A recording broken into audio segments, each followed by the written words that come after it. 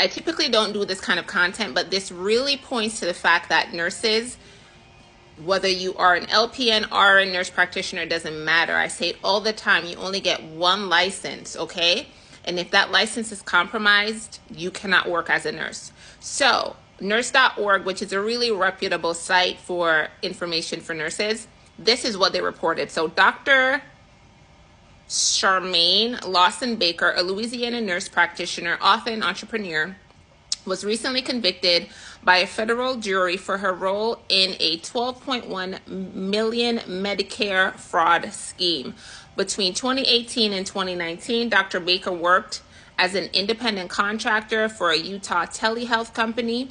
During this period, the federal jury found that she ordered medically unnecessary cancer genetic tests for hundreds of patients she never met or physically examined.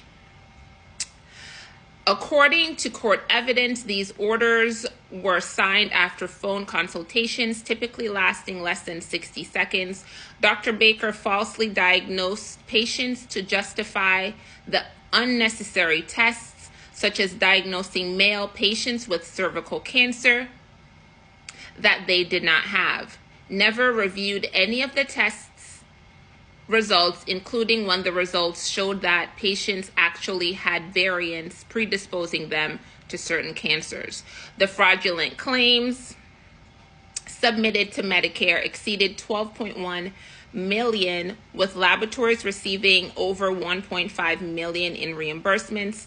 According to the case, Dr. Baker also accepted kickbacks and bribes from the telehealth company, payments she later failed to disclose to her petition. She was convicted on 6 counts, fraud, and faces up to 60 years in prison.